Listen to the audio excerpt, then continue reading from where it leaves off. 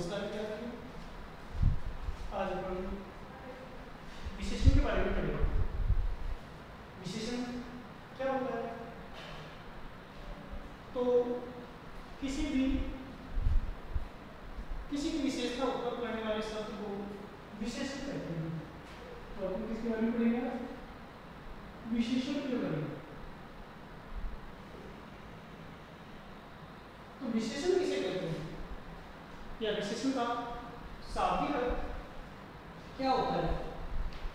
तो जो विशेषण होता है, विशेषण का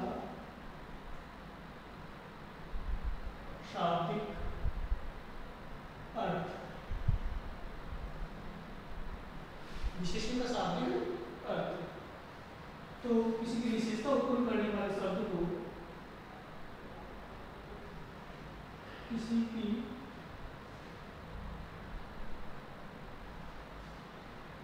विशेषता उत्पन्न करने वाले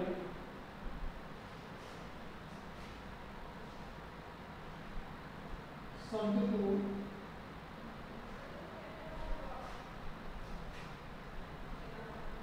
विशेषण कहते हैं। किसी की विशेषता उत्पन्न करने वाले शब्द को विशेषण कहते हैं। अब विशेषण कई तो है शाब्दिक अर्थ। अब विशेषण किसे कहते हैं? विशेषण की परिभाषा।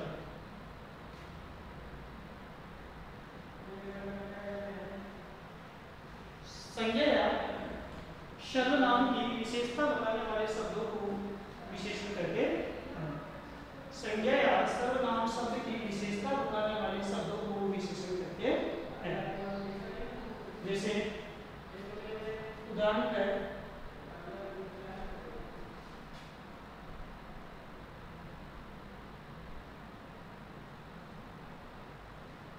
काला गोरा, ये शब्द है। अब इसमें दो चीज है, एक विशेषण और एक होता है विशेष्य। एक होता है विशेषण और एक कहलाता है इसमें विशेष्य। तो विशेष्य किसे कहते हैं? तो जिस शब्द की विशेषता बताई जाती है वह विशेष्य कहलाता है। जिस शब्द की विशेषता बताई जाती है वह क्या कहलाता है? विशेष्य कहलाता है। जैसे इसमें किसकी विशेषता बताई जा रही है? घोड़ा शब्द की, घोड़ा की विशेषता बताई जा रही है। और इसकी विशेषता विशेषण क्या है? इसकी क्या विशेषता बताई जा रही है? ये काला है, रंग के आधार पर इसकी विशेषता बताई जा रही है। तो ये जो काला शब्द है, इस घोड़े शब्द, जो घोड़ा शब्द है, इसकी विशेषता बता रहा है। तो इसमें विशेषण शब्द में दो होता है, विशेषण और एक होता है विशेष्य। तो विशेष्य शब्द तो वह होता है जिसकी विशेषता बताई जाती है, और विशेष्य की जो विशेषता बताई जाती है वह कहलाता है विशेषण शब्द। तो ये जो काला शब्द है, इसके आधार पर इस घोड़े शब्द की विशेषता बताई जाती है। जबकि इसमें अब इसकी क्या होगी? सीमा निश्चित हो गई। इस विशेषण शब्द की सीमा निश्चित हो गई। जैसे ऐसे कहा जाए कि वहां घोड़े खड़े हैं, तो यहाँ पर वहां घोड़े खड़े हैं तो बहुत सारे घोड़े हो गए, उसकी संख्या निश्चित वो नहीं है कि कैसे घोड़े हैं, तो ये केवल उसके विशेष्य हो गए। लेकिन यहाँ पर जैसे वहां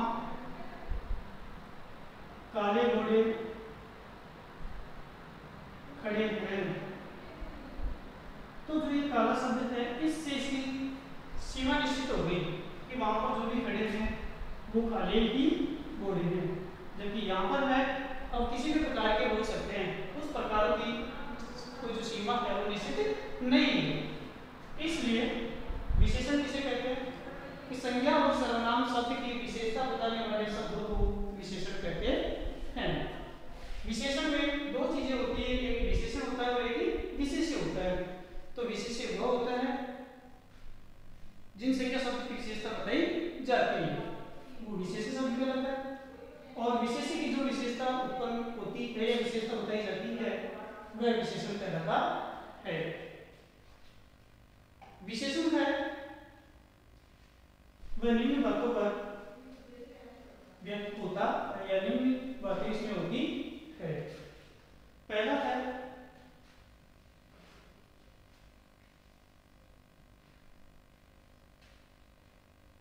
विशेषण जो है वो वस्तु के स्वरूप को स्पष्ट करता है। विशेषण वस्तु के स्वरूप को स्पष्ट करता है। स्वरूप का मतलब उसका आकार, रूप, इसको स्पष्ट करता है। दूसरा है इसमें कि जो विशेषण है वह संज्ञा के आभूषण होते हैं, जबकि जो काव्य है उसमें आभूषण का कार्य कौन करते हैं? अलंकार करते हैं। लेकिन जो ये संज्ञा शब्द है उसमें विशेषण शब्द है वो आभूषण का कार्य करते हैं, यानी उसको सजाने का कार्य करता है। तीसरा है विशेषण शब्द है, विशेषण जो शब्द है वह भाषा को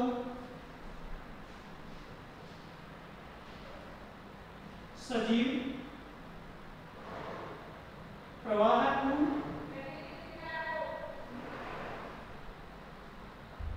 व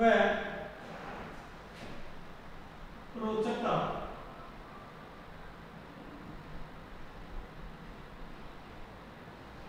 पूर्ण बताते हैं। तो जो विशेषण शब्द है वह भाषा को सजीवता और भी उसको अच्छा बनाते हैं, प्रवाह में उसकी गति को प्रदान करते हैं और वह उसमें रोचकता या आनंद को उत्पन्न करने वाले होते हैं। चौथा है विशेषण जो है वह हमारे मन की जो जिज्ञासाएं होती है, जो भावनाएं होती है, उसको भी पूर्ण करते हैं। तो विशेषण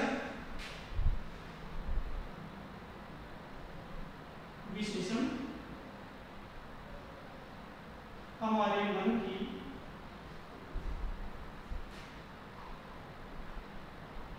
भावनाओं व जिज्ञासाओं को पूर्ण करते हैं। विशेषण हमारे मन की भावनाओं व जिज्ञासाओं को पूर्ण करते हैं। वह इनकी जो भी प्रश्न है वह इनके प्रश्नों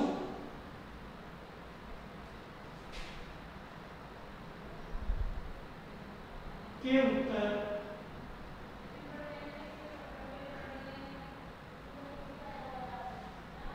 देते हैं। तो विशेषण जो शब्द है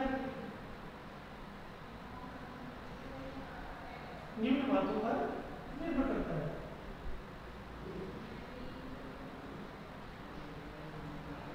निम्न बातों पर निर्भर करता है। और कौन सी बातें होती है इसमें? विशेषण वस्तु के स्वरूप को स्पष्ट करता है। स्वरूप का मतलब उसका जो आकार है, उसका रूप है, उसका जो सीमा है उसको स्पष्ट करता है। दूसरा है कि जो विशेषण शब्द है, जो भी संज्ञा शब्द है, सर्वनाम शब्द है, उसको सजाने का कार्य करता है, फिर उसको और भी ज्यादा महत्व प्रदान करता है। तीसरा है जो विशेषण शब्द है वह भाषा को और भी रोचकपूर्ण बनाता है, उसमें आनंद प्रदान करता है, उसकी गति को प्रदान करने वाले होते हैं। चौथा है कि विशेषण जो शब्द है वो हमारे मन की जो भी भावनाएं हैं, जिज्ञासाएं हैं, और इन जिज्ञासाओं के आधार पर जो प्रश्न उत्पन्न होते हैं उन प्रश्नों के उत्तर को देने का कार्य भी करते हैं, अर्थात उसमें संतुष्ट उत्पन्न करता है। तो इस प्रकार से जो विशेषण है वह इन बातों पर निर्भर होता है। जैसे मोहन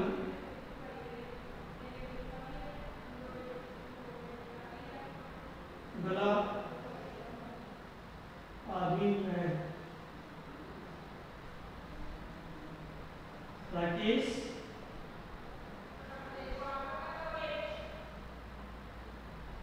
अच्छा लड़का है। तो इसमें मोहन है ये संज्ञा शब्द है। अब इसकी विशेषता को है बताया जा रहा है कि मोहन है भला आदमी है। तो ये जो भला शब्द है ये भला शब्द क्या होता है, इसकी विशेषता को बताता है। भाई ये मोहन क्यों गया, संज्ञा शब्द हो गया, और ये क्या होगा, इसकी विशेषता को बता रहे हैं, ये विशेषण शब्द हो गया। तो इसमें विशेषण कौन सा होगा, मोहन, ये विशेषण शब्द हो गया क्योंकि मोहन की विशेषता बताई जा रही है, भाई कैसा है, भला है। इसी प्रकार राकेश अच्छा लड़का है, तो यहाँ पर जो राकेश है ये इसमें संज्ञा शब्द हो गया, या विशेषण भी कह सकते हैं इसको, ये विशेषण हो गया। और जो अच्छा है ये क्या होता है, इसकी विशेषता को बता रहा है, तो ये क्या हो गया, विशेषण शब्द हो गया, ये विशेषण शब्द हो गया। इस प्रकार जैसे टोकरी में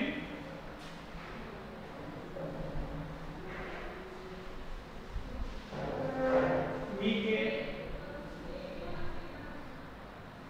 आम है, या टोकरी में मीठे आम रखे हुए हैं,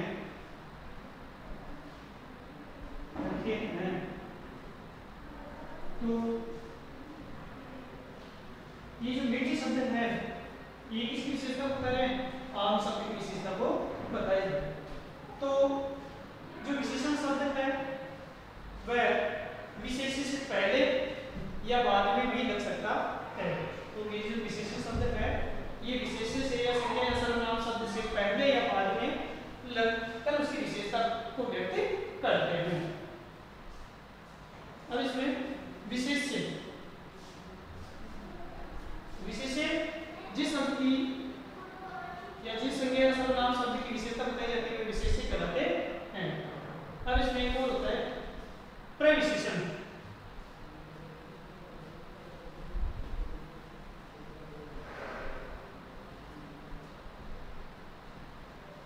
एक होता है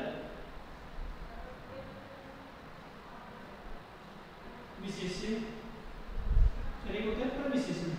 विशेषण जिसकी विशेषता बताई जाती है वो विशेष्य कहलाता है, और प्रविशेषण विशेषण। तो विशेषण की जो विशेषता बताई जाती है या जिन शब्दों से विशेषण की विशेषता बताई जाती है वह प्रविशेषण कहलाता है। जिन शब्दों से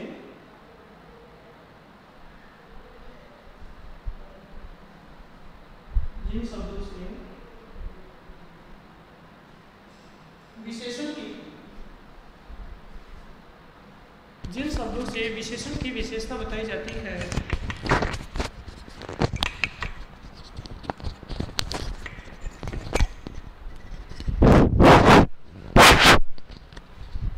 जिन शब्दों से विशेषण की विशेषता बताई जाती है वह प्रविशेषण कहलाता है।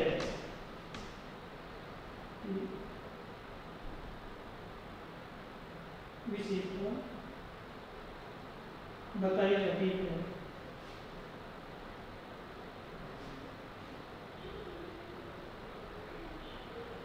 प्रविशेषण कहलाते हैं। जिन शब्दों से विशेषण की विशेषता बताई जाती है उसे प्रविशेषण कहते हैं। जैसे यह मूर्ति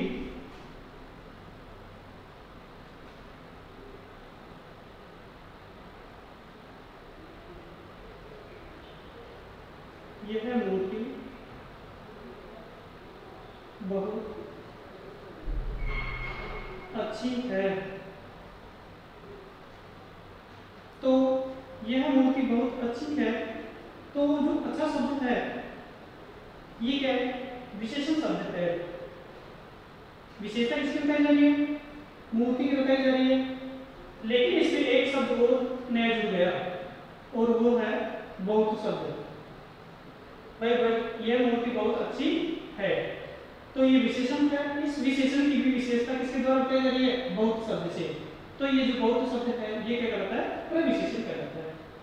जैसे और है, यह है छात्रा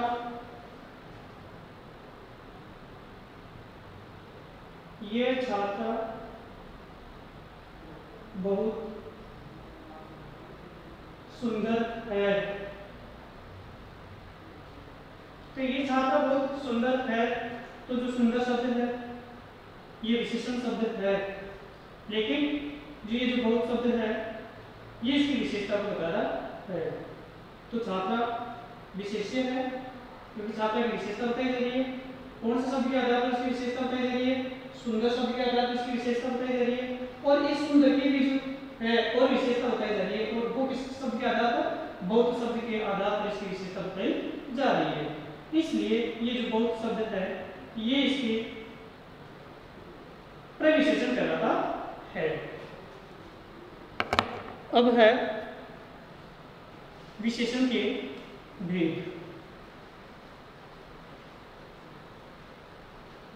विशेषण के भेद, तो विशेषण है वो 6 प्रकार के होते हैं। विशेषण शब्द 6 प्रकार के होते हैं।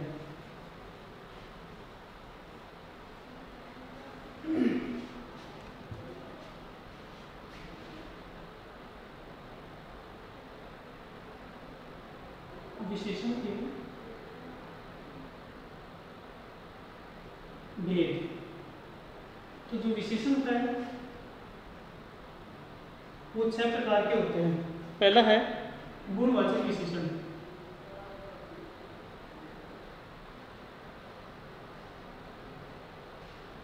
गुणवाचक विशेषण। दूसरा है परिमाणवाचक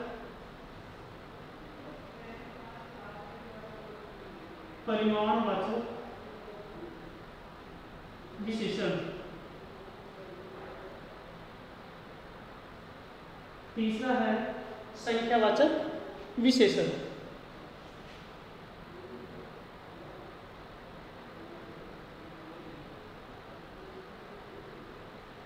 संख्यावाचक विशेषण। चौथा है संकेतवाचक विशेषण।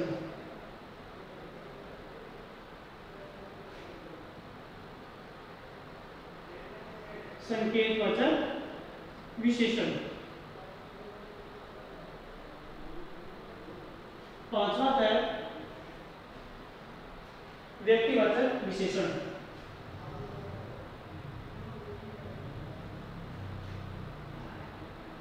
व्यक्तिवाचक विशेषण। और छठा है सार्वनामिक विशेषण या भिन्नतावाचक विशेषण।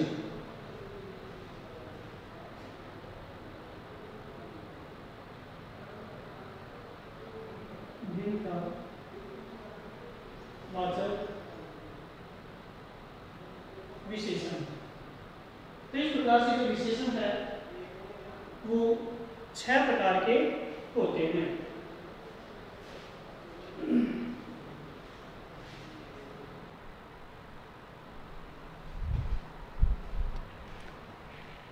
तो अपने विशेषण के प्रकार, तो विशेषण 6 प्रकार के होते हैं।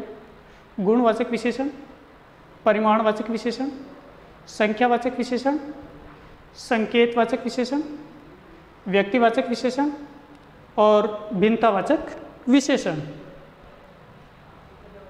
तो गुणवाचक जो विशेषण है वो किसे कहते हैं? तो जो शब्द व्यक्ति या वस्तु के रंग, रूप, गुण, दशा आदि से संबंधित जो विशेषता प्रकट करते हैं उसे गुणवाचक विशेषण कहते हैं। यानी जो विशेषण शब्द संज्ञा या सर्वनाम की या किसी भी व्यक्ति या वस्तु के रूप, रंग, गुण, स्वभाव आदि की विशेषता उत्पन्न करते हैं या आदि की विशेषता प्रकट करते हैं उसे विशेषण कहते हैं। जैसे कालिदास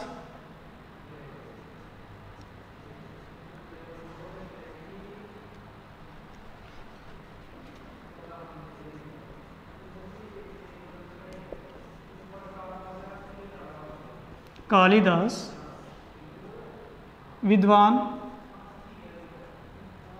थे। तो यहाँ पर जो विद्वान शब्द है, इस विद्वान शब्द के आधार पर किसकी विशेषता को व्यक्त किया जा रहा है? कालिदास जी की विशेषता को व्यक्त किया जा रहा है। इसी प्रकार जैसे उसने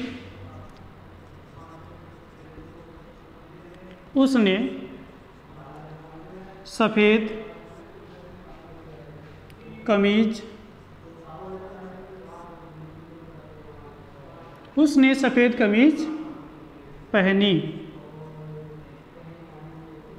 पहनी है या वह सफ़ेद कमीज पहन रखा है। तो जो सफ़ेद शब्द है इसके आधार पर किसकी कमीज की विशेषता को व्यक्त किया जा रहा है। जैसे सुरेश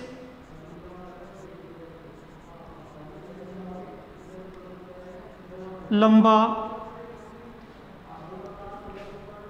आदमी है या सुरेश लंबा है, तो यहाँ पर जो सुरेश है उसकी विशेषता को व्यक्त किया जा रहा है कि वह कैसा है? लंबा है। किस शब्द के आधार पर? इस लंबे शब्द के आधार पर। यहाँ पर सफ़ेद शब्द के आधार पर और यहाँ पर विद्वान शब्द के आधार पर इसकी विशेषता को व्यक्त किया जा रहा है कि कालिदास जी कैसे हैं? बहुत विद्वान है। उसने कमीज पहन रखी है, कैसी पहन रखी है? सफ़ेद पहन रखी है। सुरेश है वो कैसा आदमी है? लंबा आदमी है। तो यानी जो संज्ञा या सर्वनाम शब्दों की विशेषता को व्यक्त करते हैं वो विशेषण कहलाते हैं। और गुणवाचक विशेषण जो शब्द किसी व्यक्ति या वस्तु के गुण, दोष, रंग, रूप, स्वभाव आदि की विशेषता को व्यक्त करते हैं वह गुणवाचक विशेषण कहलाते हैं। दूसरा है परिमाणवाचक विशेषण। तो परिमाणवाचक विशेषण किसे कहते हैं? जो किसी व्यक्ति या वस्तु के या संज्ञा सर्वनाम के मापतोल संबंधी विशेषता को व्यक्त करते हैं वह परिमाणवाचक विशेषण कहलाते हैं। परिमाण का मतलब मात्रा या मापतोल। तो जो शब्द संज्ञा या सर्वनाम की मात्रा को व्यक्त करते हैं वह परिमाणवाचक विशेषण कहलाते हैं। अब जो ये परिमाणवाचक विशेषण है ये भी दो प्रकार के होते हैं। परिमाणवाचक विशेषण भी कितने होते हैं? दो प्रकार के होते हैं। एक होता है निश्चित परिमाणवाचक विशेषण और दूसरा होता है वो होता है अनिश्चित परिमाणवाचक विशेषण।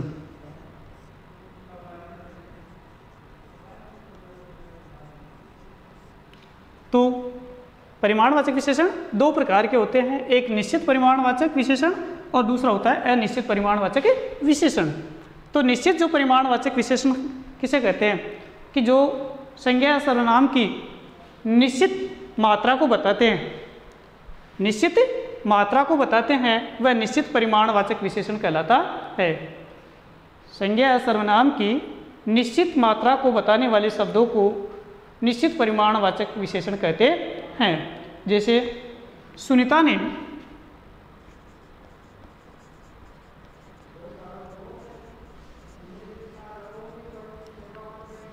ने 2 किलो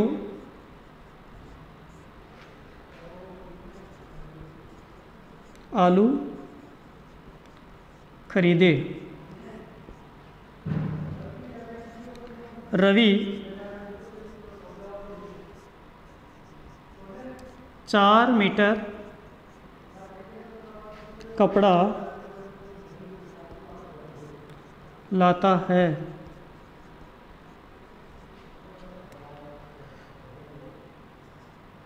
अनिल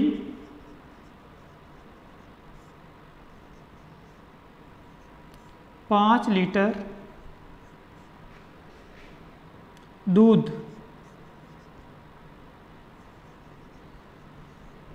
खरीदता है। तो जो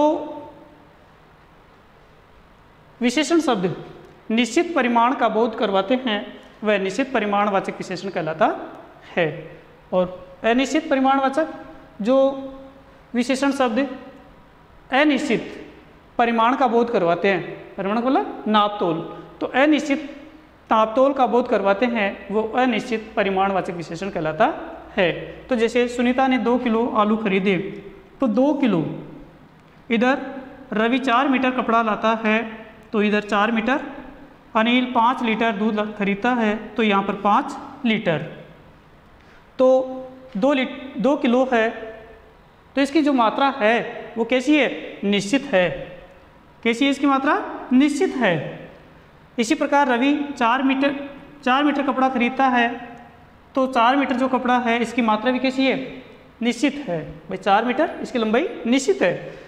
5 लीटर दूध खरीदता है तो ये 5 लीटर है वो भी क्या है? निश्चित मात्रा है। तो 2 किलो 4 मीटर 5 लीटर ये निश्चित मात्राएं हैं, इसलिए ये जो 2 किलो 4 मीटर 5 लीटर है ये निश्चित परिमाणवाचक शब्द कहलाते हैं। तो जो विशेषण शब्द निश्चित मात्रा को बोध कराते हैं वह निश्चित परिमाणवाचक विशेषण कहलाते हैं। फिर है अनिश्चित परिमाणवाचक विशेषण। तो जो अनिश्चित संख्या का बोध करवाते हैं, जो विशेषण शब्द अनिश्चित संख्या का बोध करवाते हैं वह अनिश्चित परिमाणवाचक विशेषण कहलाते हैं। अनिश्चित परिमाण में जैसे मुझे थोड़ा पानी चाहिए, मुझे थोड़ा पानी चाहिए, उसमें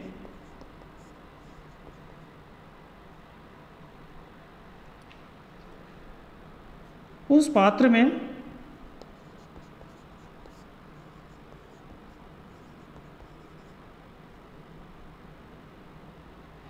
बहुत दूध भरा है। तो मुझे थोड़ा पानी चाहिए, उस पात्र में बहुत दूध भरा है, वहाँ कुछ सामान है, वहाँ कुछ सामान है।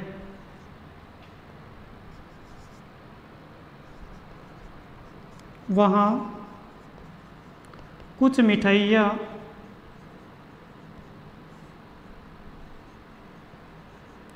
रखी हुई है। तो वहाँ कुछ मिठाइयाँ रखी हुई है। तो मुझे थोड़ा पानी चाहिए, तो यहाँ पर जो थोड़ा शब्द है वो पानी की विशेषता को व्यक्त कर रहा है कि पानी कितनी मात्रा में है। तो थोड़ा जो शब्द है ये इसकी मात्रा को व्यक्त कर रहा है। उस पात्र में बहुत दूध भरा हुआ है, तो बहुत शब्द है ये इसकी मात्रा को व्यक्त कर रहा है, लेकिन ये व्यक्त नहीं कर रहा है कि कितना है उसमें। इसी प्रकार से थोड़ा है तो थोड़ा है, चालू पर पानी है या उसमें और ज़्यादा है, तो इसकी मात्रा है वो निश्चित नहीं है। जैसे वहाँ पर कुछ सामान रखा हुआ है, तो सामान तो रखा हुआ है लेकिन कितना है, क्या क्या है, इस चीज़ का हमें अंदाज नहीं है, पता नहीं है। तो कुछ शब्द है इसकी मात्रा को व्यक्त करता है लेकिन निश्चित या निश्चित स्थिति को व्यक्त नहीं करता, ये उसकी अनिश्चित स्थिति को व्यक्त करता है। मिठाइयाँ रखी हुई है, तो कुछ जो शब्द है ये मिठाइयों से पहले जो लगा है तो इसकी मिठाइयों की संख्या को व्यक्त नहीं कर रहा है। अब वो है कि भाई कितनी है, तो उसकी जो मात्राएं हैं उसकी निश्चित स्थिति का पता नहीं है।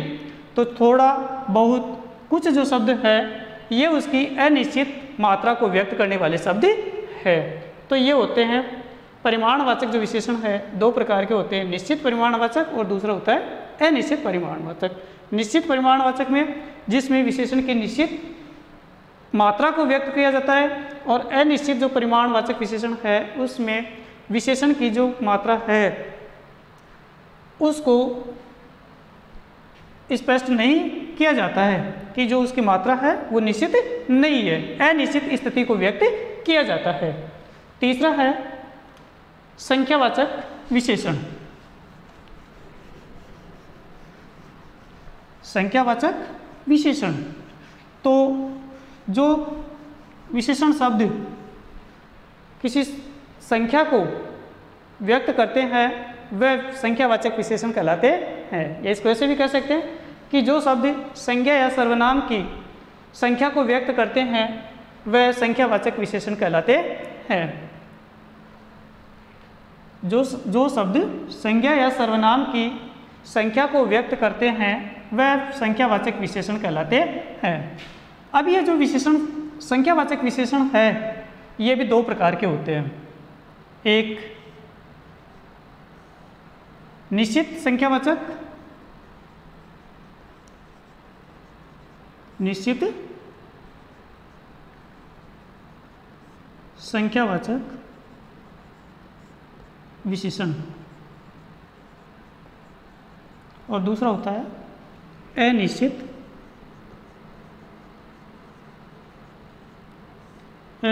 संख्यावाचक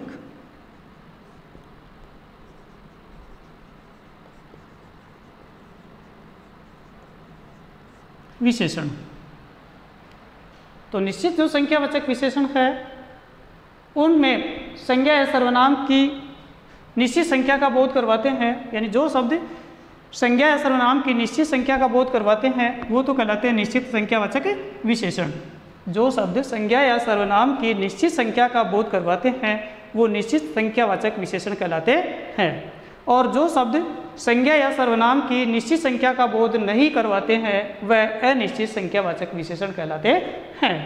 तो निश्चित संख्यावाचक जो विशेषण है, जैसे गर्मी से निश्चित में है 5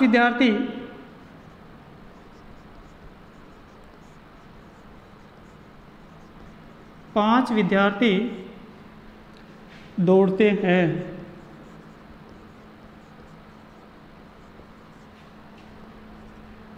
दूसरा है 7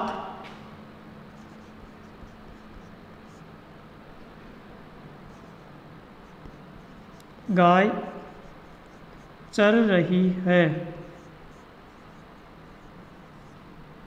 7 गाय चर रही है। कक्षा में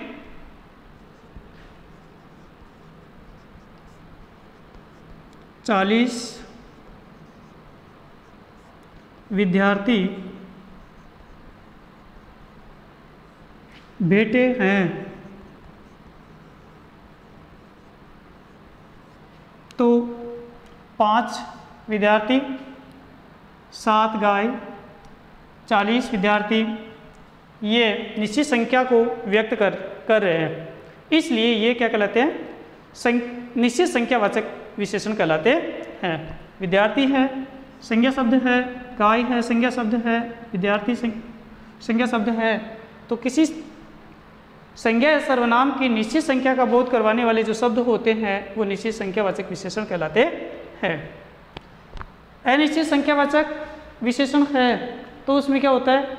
अनिश्चित संख्या का बोध करवाया जाता है। जैसे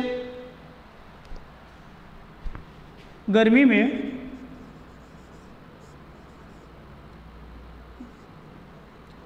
या गर्मी के कारण कुछ लोग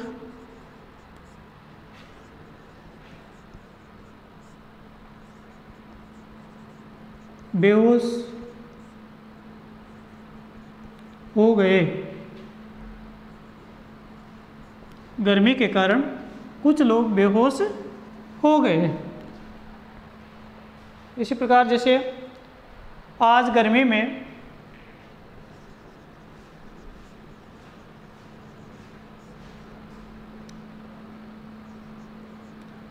से कुछ विद्यार्थी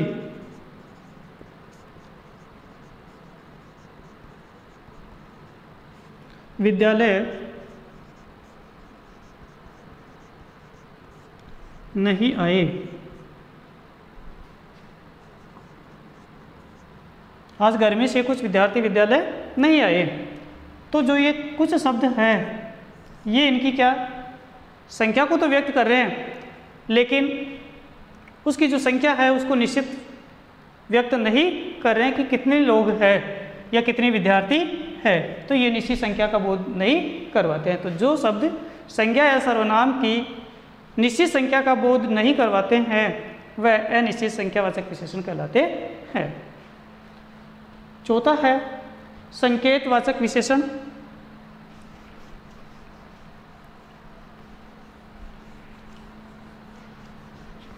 संकेतवाचक विशेषण तो जो सर्वनाम संज्ञा या सर्वनाम की विशेषता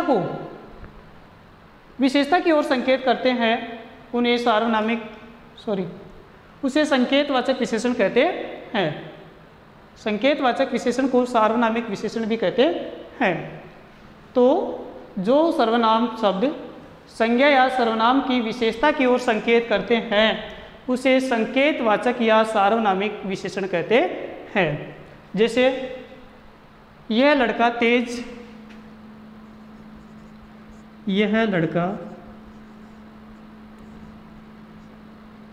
तेज दौड़ता है।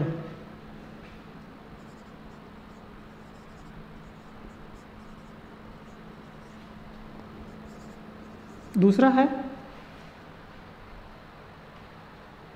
उस घड़े में पानी भरा है। वह विद्यार्थी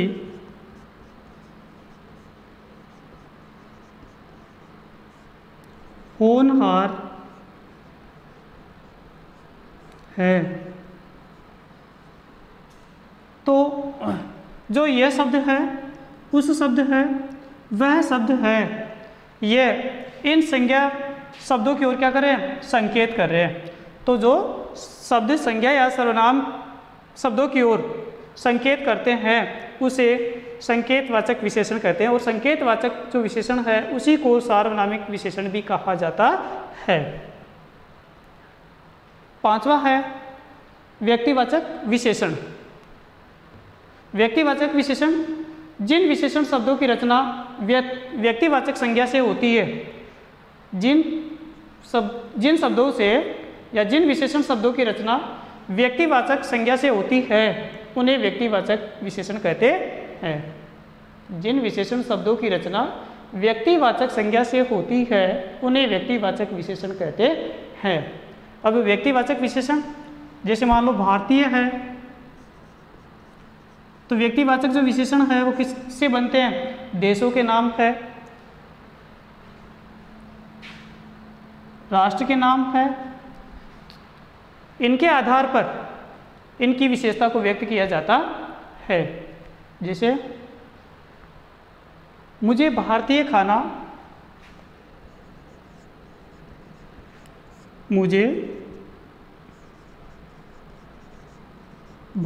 खाना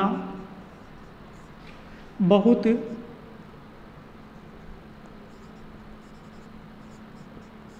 पसंद है।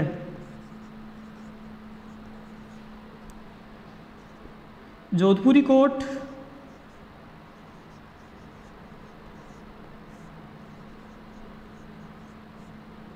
या जोधपुरी साफा, जोधपुरी कोट संपूर्ण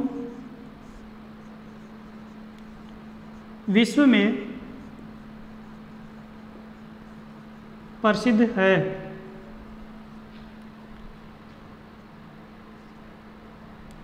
जोधपुर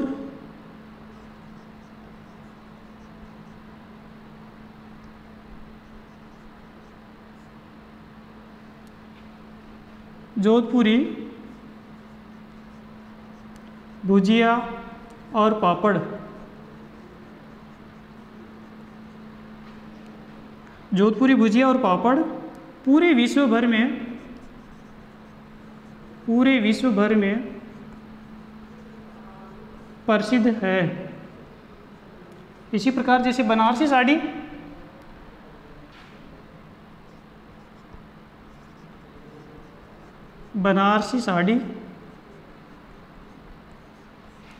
संपूर्ण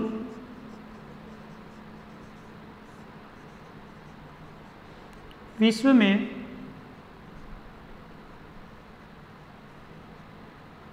प्रसिद्ध है। तो बनारसी साड़ी संपूर्ण विश्व में प्रसिद्ध है। तो यहाँ पर जैसे भारतीय शब्द है, मुझे भारतीय खाना बहुत पसंद है। जोधपुरी कोट संपूर्ण विश्व भर में प्रसिद्ध है। तो भारतीय देश की विशेषता है या देश का नाम है भारत, और इसी भारत शब्द से ये भारतीय शब्द बना है। भारत देश का नाम है और जो भारत है इसमें ई प्रत्यय लगने से भारतीय शब्द बना है। तो ये प्रत्यय लगने से इस भारत देश की विशेषता को व्यक्त किया जा रहा है। इसी प्रकार जैसे जोधपुर शब्द है उसमें ये प्रत्यय लगेगा, तो ये प्रत्यय लगने से उसकी जोधपुर शहर की विशेषता को व्यक्त किया जा रहा है। तो जोधपुर स्थान का नाम है, बनारस है वो भी स्थान का नाम है। ऐसी किसी व्यक्ति विशेष का भी नाम भी हो सकता है। तो ये जो भारतीय शब्द है, जोधपुरी है, बनारसी है, ये संज्ञा शब्द है और इन संज्ञा शब्द में ये प्रत्यय लगने के कारण इसकी विशेषता को व्यक्त किया जा रहा है, या व्यक्तिवाचक शब्द से ही इसकी विशेषता को व्यक्त किया जा रहा है। तो कोई भी संज्ञा या सर्वनाम शब्द है, उस संज्ञा या सर्वनाम शब्द में या व्यक्ति विशेष की विशेषता को व्यक्त किया जाता है तो वह व्यक्तिवाचक विशेषण कहलाता है। छठा है भिन्नतावाचक विशेषण। भिन्नतावाचक विशेषण, तो जो भिन्नतावाचक विशेषण है उसमें जो भी संज्ञा या सर्वनाम शब्द है उसकी भिन्नता को व्यक्त किया जाता है। जो विशेषण शब्द संज्ञा या सर्वनाम की भिन्नता को प्रकट करते हैं उसे भिन्नतावाचक विशेषण कहते हैं। भिन्नता मतलब उसको अलग अलग करता हुआ दिखाई देता है। जैसे देश का हर एक आदमी, देश का हर एक आदमी ईमानदार बने या नागरिक ईमानदार बने। उसी प्रकार से प्रत्येक विद्यार्थी को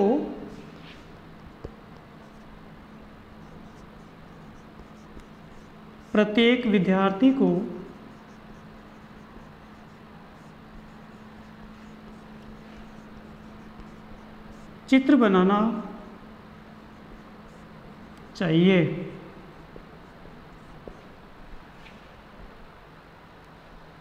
देश के हर एक राजनेता को ईमानदारी से कार्य करना चाहिए। देश के हर एक राजनेता को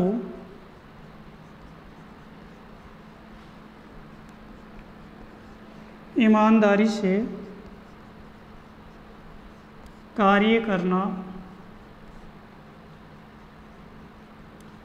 चाहिए।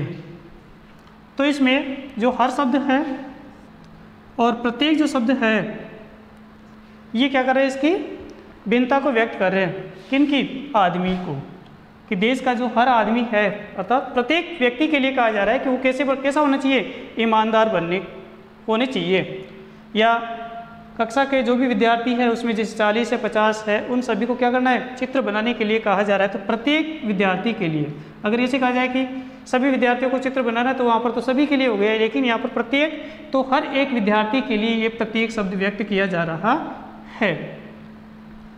इस प्रकार जैसे राजनेताओं के लिए कहा गया है कि हर एक राजनेता को ईमानदार बनना चाहिए या ईमानदारी से कार्य करना चाहिए। तो इस प्रकार से जो विशेषण है अपने 6 प्रकार के होते हैं।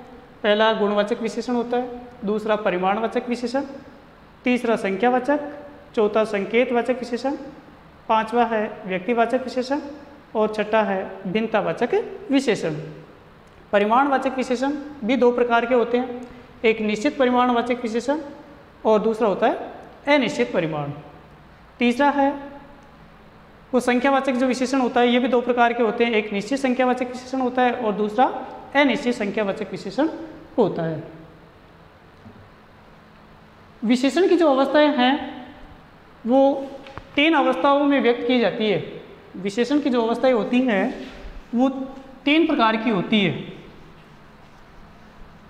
विशेषण की अवस्थाएं,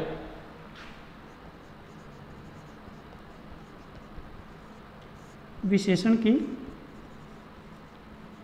अवस्थाएं, तो विशेषण की जो अवस्थाएं होती है वो 3 होती है। एक होती है मूल अवस्था, जिसको मूलावस्था कहते हैं। दूसरी होती है उत्तमावस्था होती है, उत्तरावस्था, उत्तरावस्था, और तीसरी होती है वो उत्तमावस्था होती है।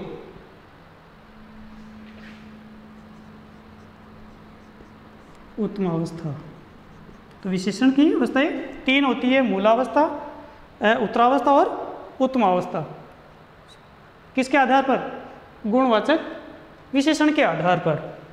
तो जो मूल अवस्था होती है उस मूल अवस्था में विशेषण की जो मूल दशा है उस मूल दशा को व्यक्त किया जाता है। यानी जो विशेषण शब्द है इसकी मूल दशा को जिसमें वह सामान्य रूप में होता है उसमें व्यक्त किया जाता है। जैसे कितने सुंदर खिलौने, ये उसका प्रिय मित्र है, यह उसका प्रिय मित्र है, यह सुंदर खिलौना है। तो यहाँ पर जो प्रिय शब्द है, सुंदर शब्द है, ये इसकी मूल अवस्था को व्यक्त कर रहे हैं। इसी प्रकार जैसे निम्न है, ज्येष्ठ है, कनिष्ठ है, लघु है,